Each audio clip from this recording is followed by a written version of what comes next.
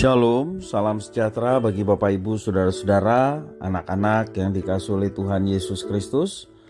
Jumpa kembali bersama saya Pendeta Eka di dalam renungan firman Tuhan pada hari ini, hari Kamis 5 Januari 2023. Sukacita dan damai sejahtera dari Tuhan Yesus kiranya menyertai hidup kita sekalian. Puji nama Tuhan. Sampai pada pembacaan firman Tuhan hari ini, yakni kitab Yeremia pasal yang ke-47. Kiranya firman Tuhan memberkati kita sekalian. Baik, sebelum kita akan merenungkan bagian firman Tuhan hari ini, mari kita akan berdoa bersama. Tuhan Allah Bapa di sorga, di dalam Yesus Kristus, terima kasih atas kasih setia dan pemeliharaan Tuhan yang boleh kami alami dari hari ke hari. Dan kami mau terus bertekun akan kebenaran firman Tuhan yang mengisi hati dan pikiran kami, menerangi jalan hidup kami. Mampukan untuk kami dapat memahami apa yang Kau maksudkan. Kau juga menuntun kami untuk kami menggenapi firman Tuhan. Terima kasih Bapa, inilah diri kami. Kami sedia untuk belajar firman Tuhan. Demi nama Tuhan Yesus kami berdoa. Haleluya. Amin.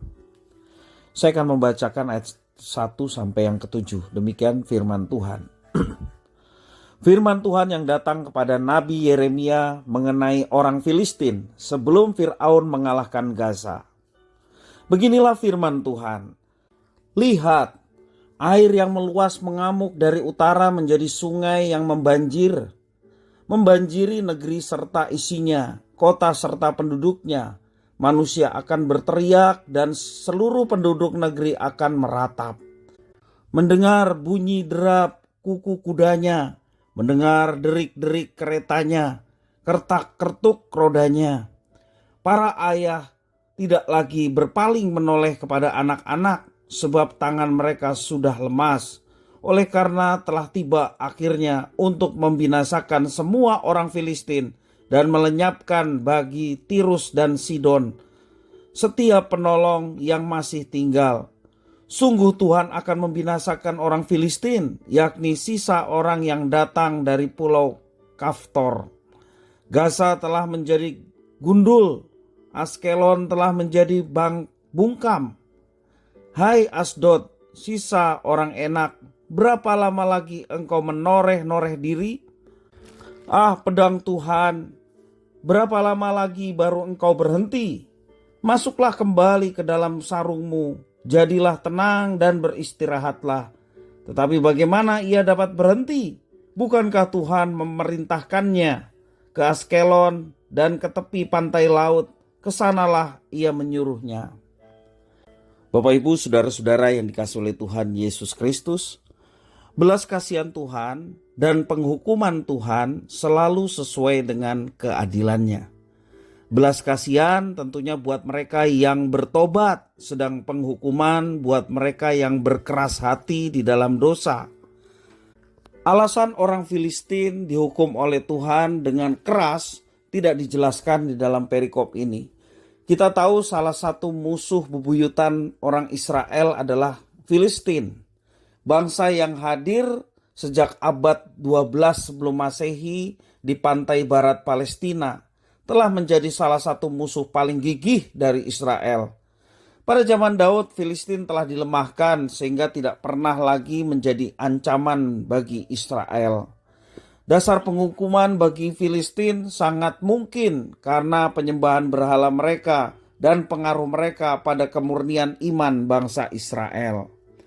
Bapak Ibu saudara-saudara yang dikasihi oleh Tuhan, secara kronologi dikatakan firman Tuhan ini datang pada Yeremia sebelum Mesir mengalahkan Filistin. Dalam ayat yang pertama demikian. Dalam sejarah sulit ditentukan kapan persisnya hal itu terjadi karena pernah beberapa kali terjadi.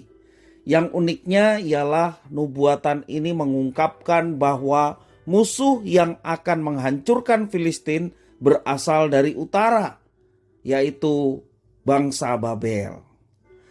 Penjelasan yang mungkin ialah bahwa Mesir akan mengalahkan Filistin dalam waktu dekat pada masa Yeremia tentunya. Tetapi yang akan menghancurkan sampai bangsa ini musnah ialah bangsa Babel, yakni di kemudian hari. Itulah yang terjadi dengan Filistin. Yang lebih penting untuk dipelajari ialah bahwa dalam situasi yang akan membawa penghancuran pada Filistin ini, sang Nabi Yeremia bersyafaat untuk melunakkan hati Tuhan di dalam ayat yang ke-6. Namun akan tetapi sang Nabi tetap tunduk pada kedaulatan Tuhan, bahwa Tuhan memang hendak menghancurkan bangsa Filistin.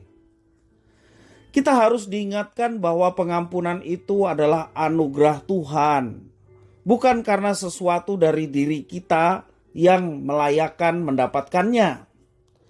Demikian juga penghukuman merupakan ganjaran keadilan Tuhan atas segala dosa dan pelanggaran. Keduanya merupakan hak prerogatif dari Tuhan Allah kita.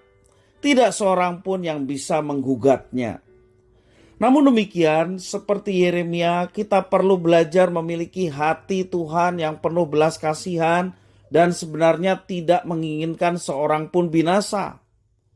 Yang membuat binasa ialah kekeras kepalaan kita manusia untuk menolak dan bertobat kembali kepada apa yang telah Tuhan tetapkan. Itulah yang membuat kita mendapatkan hukuman.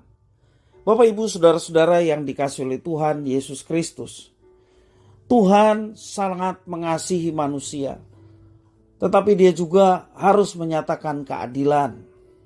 Keadilan dinyatakan karena manusia telah melanggar, telah memberontak, telah berdosa, dan melakukan tindakan-tindakan yang bukan saja melanggar tetapi memberontak dan melawan kepada Tuhan. Maka semuanya itu, keadilan Tuhan dinyatakan dengan penghukuman. Tetapi kalau kita melihat sepanjang sejarah manusia, bagaimana Tuhan tetap terbuka untuk mengampuni mereka yang bertobat. Bertobat artinya meninggalkan segala dosa dan berbalik kepada Tuhan. Mereka boleh mendapatkan pengampunan. Bapak, Ibu, saudara-saudara yang dikasihi oleh Tuhan, pengampunan yang disediakan oleh Tuhan menunjukkan keadilan Tuhan terhadap pelanggaran-pelanggaran dari kita orang yang berdosa. Kristus adalah korban pengganti dari hukuman yang seharusnya diterima oleh orang berdosa. Maka Kristus datang menjadi manusia, menunjukkan kasih Tuhan untuk mengampuni, namun juga menunjukkan keadilan Tuhan untuk menghukum dosa. Dan Kristus lakukan itu semua. Dia menerima salib sebagai korban terhadap dosa-dosa kita. Kita boleh mendapatkan pengampunan semua karena kasih Tuhan yang sedemikian besar. Tetapi kita juga boleh mendapatkan keadilan karena kita mendapatkan belas kasihan Tuhan. Kristuslah yang menerima murka Bapa di sorga untuk mengampuni kita sehingga kita tidak mengalami hukuman, tetapi hukuman itu setelah ditimpakannya kepada Kristus. Dia yang tidak mengenal dosa telah dibuatnya menjadi dosa karena kita, supaya di dalam Dia kita dibenarkan oleh Allah. Sungguh anugerah yang besar yang Tuhan sediakan kepada manusia. Karena itu Bapak, Ibu, saudara-saudara, berdasarkan pengalaman di dalam Yeremia pasal 47 ini, kita diingatkan untuk senantiasa dengar-dengaran ketika ada firman yang mengajak kita untuk berbalik, untuk bertobat, meninggalkan dosa dan kembali mengikut Tuhan. Dan percayalah tangan Tuhan yang penuh dengan belas kasihan menerima setiap pertobatan dari orang-orang berdosa yang mau datang kepada Tuhan dan berbalik untuk mengikuti apa yang menjadi kehendak Tuhan. Dan percayalah pengampunan dari Tuhan itu nyata, dan pengampunan itu mendatangkan damai sejahtera, pengampunan itu mendatangkan sukacita yang tentunya membawa kita untuk hidup dalam ketaatan akan firman Tuhan. Biarlah nama Tuhan dipermuliakan melalui setiap perbuatan kita sebagai orang-orang tebusan. Kiranya firman Tuhan memberkati kita sekalian. Kita berdoa. Tuhan Allah Bapa di surga, di dalam Yesus Kristus, kami mengucapkan syukur dan terima kasih atas firman Tuhan.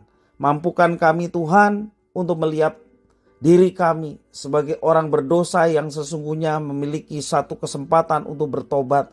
Kami tidak mau sia-siakan kesempatan yang Tuhan berikan. selagi kami boleh diberikan kesempatan untuk menghampiri tahta Tuhan dengan segala keberadaan kami mohon pengampunan dan mohon pimpinan Tuhan supaya kami meninggalkan dosa dan mengikut Tuhan dengan setia dan melakukan apa yang dipercayakan Tuhan untuk kami kerjakan. Terima kasih Bapa, di dalam nama Tuhan Yesus kami sudah berdoa dan mengucapkan syukur. Haleluya. Amin.